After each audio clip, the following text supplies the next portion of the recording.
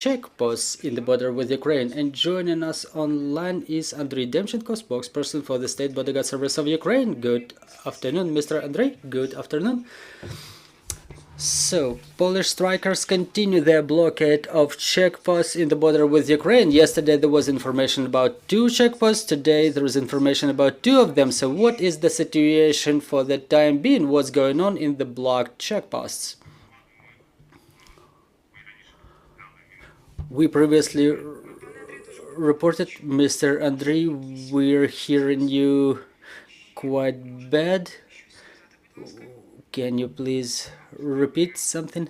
The complications of the movement is documented in 3 checkposts in Yagodin, Krakivets and Yarovska on the Ukrainian side. But talking about the situation with the way in and out, the situation is different because, for example, all the 3 directions are blocked on the way to Ukraine. So the strikers, the participants of the strike, they only let 1 or a couple of vehicles per hour, which results in decrease of the number of vehicles crossing the border in Ukrainian direction. The situation that started on the 6th of November after 13 o'clock. First, they blocked the entrance to Poland from Ukraine in the checkpost of Yagodin.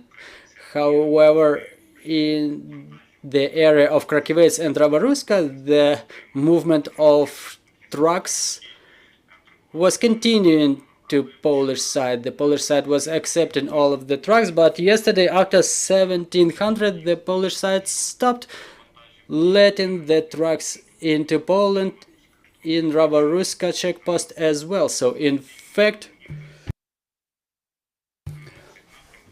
crossing of the border can only be performed at Krakivets on the Ukrainian side to enter Poland. At the same time, the strikers don't block the movement for passenger vehicles and the buses. They continue easily crossing the border on the way in and out of Ukraine. Unfortunately, the strikers, the blockers, they stated that their actions will be of long-term nature, at least until the end of the year. However, we expect their activities to wrap up shortly because it harms the interests of the both countries. Mr. Andriy, so what is the number of trucks that, cargo trucks that were accumulated in the border? Well, first in Krakivets and Rabaruska we did not observe any accumulation. Only in the evening of 6th of November the cargo vehicles started coming to the borders that were lining up in a queue, expecting to cross the border further on. But as of the morning, as of today's morning, there was about 1,000 of transport vehicles, cargo vehicles, waiting to cross the border in the direction of Poland, and half of them are located at the checkpost of Yagodin. Well, you've mentioned, and we also observed this situation, that the strikers led through the humanitarian cargo and the buses, but this accumulation of cargo trucks, does it affect the speed of crossing the border by humanitarian cargo? Of course, it does affect the speed of transportation. However, the strikers mentioned that they led through any fuel trucks or humanitarian cargo trucks. But I can say there is a significant accumulation of vehicles in the checkposts that intend to cross the border. And periodically we hear the information that the participants of the blockade make statements that they will probably let 1 vehicle per hour through even not depending on the type of cargo being transported. The Polish strikers motivate their actions by the fact that the empty cargo trucks enter Poland, get loaded there, and then they spread around the whole of the European Union. Did you observe such a situation that the empty trucks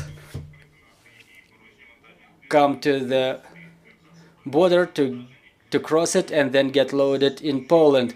Well, even the empty trucks can cross the border, but according to the information that we got from our Polish colleagues, according to what the participants of the strike say, they just see certain type of competition with the Ukrainian transporters, and they made a number of demands. For example, the cancellation of visa-free regime for Ukraine, and then creation of a separate lanes for empty vehicles which use the European number plates. But according to information from the Ministry of Infrastructure, the participants of the strike